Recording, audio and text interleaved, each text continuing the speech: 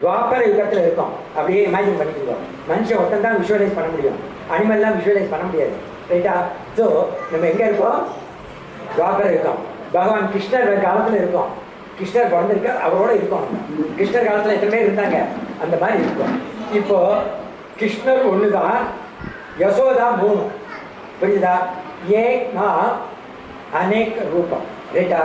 ஒரு நாமம் பல ரூபங்கள் நம்ம சொல்கிறோம் இல்லையா? கடவுள்கள் நம்ம சொல்கிறது கிடையாது. என்ன சொல்கிறோம்? ஒரு தான். அப்படின்னா எனக்கு உண்மை தான், ஒன்னஸ் தான் காட். பட் உங்களுக்கு பிடிச்ச ரூபத்தில் நீங்கள் அவரை வணங்கிக்கலாம், தப்பு கிடையாது. பட் ரூபம் இஸ் ஆல்சோ டெம்பரரி. பகவான் என்ன சொன்னார் பகவத்கீதையில்? என் கிருஷ்ணரை பிடிச்சிக்கோ, ரூபத்தை பிடிச்சிக்கோ. நீ யாருங்கிறத, ரூபமே இல்லாதங்கிறத பின்னாடி நான் புரிய வைக்கிறேன்னு கூட்டிகிட்டு போகிறேன். நிர்குண பிரம்மம் நம்ம பார்த்தோம் இல்லையா? ஸோ தடிதத்தை. ஸோ தடித ஐடியா. பிரம்மம் அப்படின்னா கண்ணுக்கு தெரியுமா? தெரியாது. பெருசு பிரம்மாண்டம்னு அர்த்தம். பிரம்மத்துலேருந்து இருந்தால் பாவம் குழந்தைகளுக்கு புரியாது. அவ்வளோ பெருசாக எப்படி பக்கத்தில் இதை வச்சாலே இது ரொம்ப பெருசாக தெரியும் இல்லையா? இந்த குழந்தைகளுக்கு பிரம்மம்னா புரியாதுன்னு சொல்லிட்டு பரமாத்மன் அப்படின்னு சொல்லிட்டு பாடிக்குள்ளே ஆத்மனை வந்து உட்காந்துக்கிறேன். அதுவும் நிறைய பேருக்கு தெரியறதில்லை, ஏன்னா அது கண்ணுக்கு தெரியறதில்லை ஆத்மா. ஐயோ குழந்தைகளுக்கு இதுவும் புரியலையேன்னு சொல்லிட்டு நானே வந்து என்ன பண்ணுறேன், ஆத்மாவே என்ன பண்ணுறது, ஒரு ரூபத்தை எடுத்துட்டு பல அவதாரங்களை எடுக்கிறது. பாரு, நானும் ஒரு மாதிரி ரூபத்தில் வந்துட்டேன். நான் தான் கிருஷ்ணன், என் கையை பிடிச்சிக்கோ.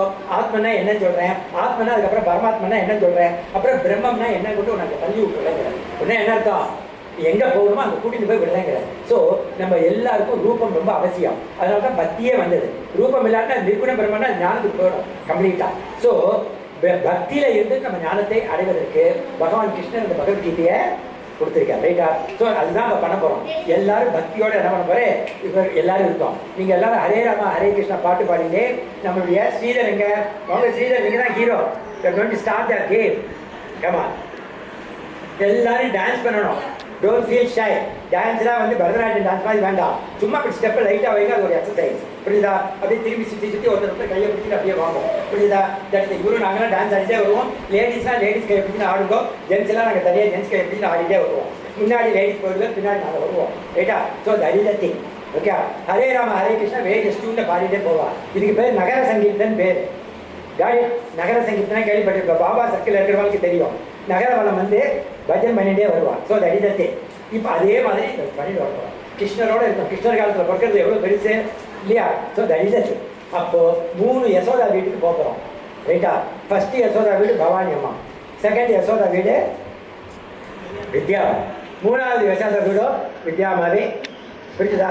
ஸோ வித்யாவோட நீங்கள் வந்து 2 பேரோடையுமே நீங்கள் ஃப்ரெண்டாக இருக்கேன், கூட இருக்கேன். ஓகே?